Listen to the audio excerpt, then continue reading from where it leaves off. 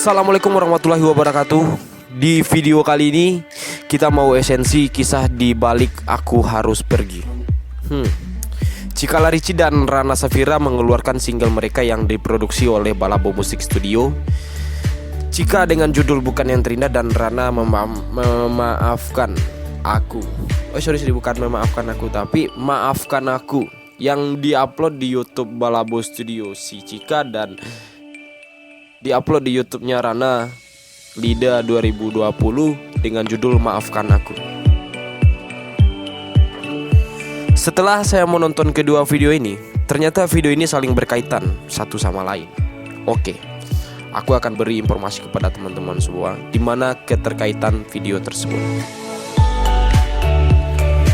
Baik, mari kita bedah satu persatu adegan yang berhubungan dari video ini.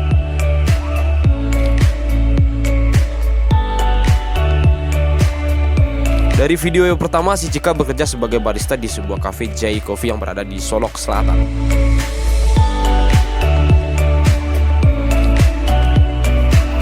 Dan si Windy adalah pemain cowok yang berada di video klip mereka berdua.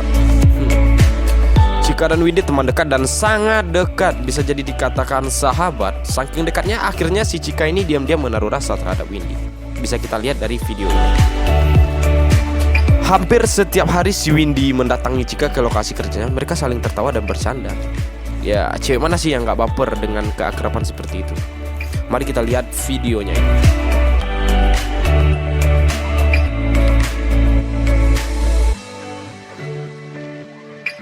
Dikarenakan si Cika sibuk dengan kerjanya, akhirnya si Windy ini tertidur di meja duduknya. Aku yakin Windy ini begadang kayaknya. Kalau nggak berkoar dia ini. Isah. Lanjut. Pada saat Cika ingin mengusap kepala, entah mau mukul juga nggak tahu nih. Soalnya videonya nggak jelas atau nggak ada kelanjutannya seperti itu. Tiba-tiba si Cika melihat HP Windy berdering. Dia melihat telepon dari seorang cewek. Coba kita perhatikan videonya. Ternyata diam-diam si Windy mendekati cewek lain juga. Sedih juga ya si Cikanya. Next. Ternyata si Cika ini dia kecewa pada saat Windy mulai sibuk settingan dengan cewek tersebut. Bisa kita lihat dari video ini. Kalau menurut teman-teman gimana ya? Tapi di sisi lain cowok juga senang berteman dengan cewek-cewek sekedar dekat, tapi bukan untuk jadi pacar. Intinya jangan pernah terlalu berharap. Mana tahu kita hanyalah pilihan ketika dia bosan. Sah. Dan akhirnya dari kekecewaan dari Cika ini, dia tidak fokus lagi dengan kerjanya. Dan pada saat Windy kembali ke tempat kerjanya menemui Cika, ternyata yang di sana bukan Cika lagi, ternyata karyawan baru. Kemana ya kira-kira si Cika ini? Ada yang tahu? Kalau ada yang tahu yaudah komen aja di kolom komentar. Bisa jadi berhenti kerja atau Cika galau terus berhenti dan menghilang dari Windy dan pekerjaannya. Ternyata cewek juga bisa pergi pas tidak lagi sayang-sayang.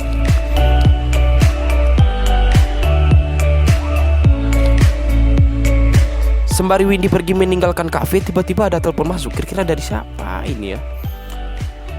Oke. Dan setelah menerima telepon, terus Windy bergegas pergi. Nggak tahu sih pergi kemana.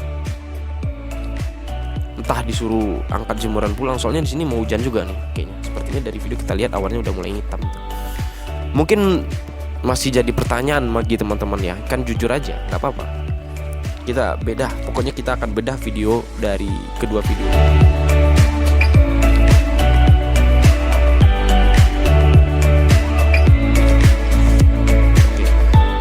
Kita lanjut ke video kedua, video Rana. Kira-kira bisa terjawab nggak dari video Cika tadi? Mari kita beda satu persatu dari video Rana Safira.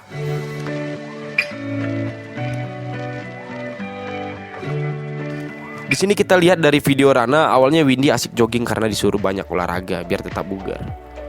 Pada saat Windy jogging, si Windy melihat si Rana di depan rumahnya dan mereka saling tatap dan ya senyum-senyum gitulah ya.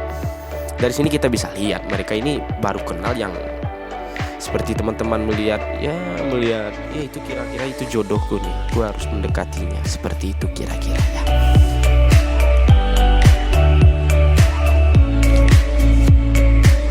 Keesokan harinya jogging lagi. Sepertinya si Windy ini joggingnya tiap hari atau enggak lagi memantau seseorang ya seperti kita cari-cari perhatian gitu ya.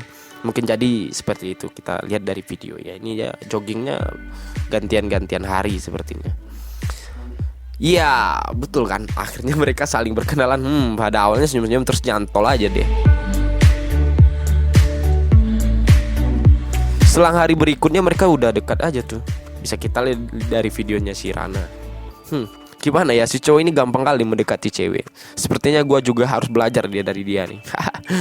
Nggak usah lah, kita tetap jadi yang terbaik versi kita sendiri-sendiri. Dari video ini kita bisa belajar nanti, oke?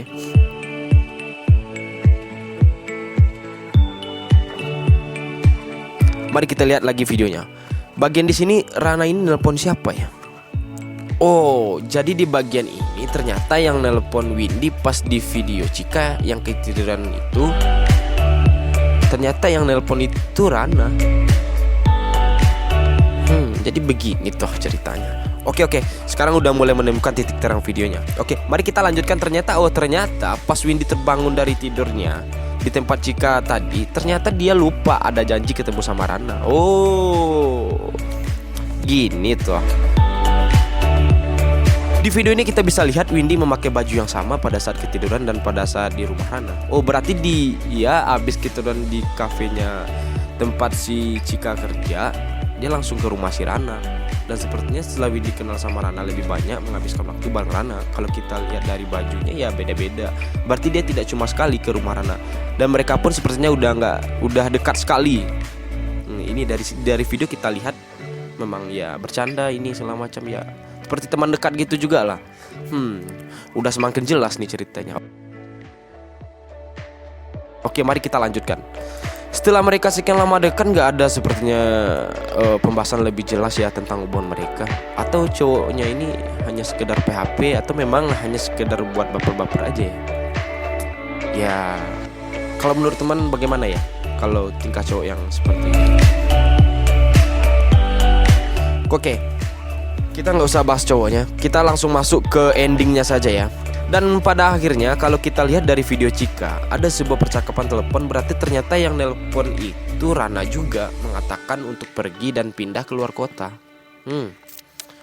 Berarti di saat dia dekat sama Cika, dia dekat juga sama Rana. So cool lah ya. Oke, kita lanjut di akhir cerita ya. Windy datang untuk bertujuan bertemu Rana. Ternyata ada tulisan aneh tuh. Wah, ternyata rumahnya dikontrakin guys. Wah, si kuat capek deh. Sedih juga ya, di ending kok malah kita kasihan sama cowoknya ya. Tadi kita kasihan sama ceweknya.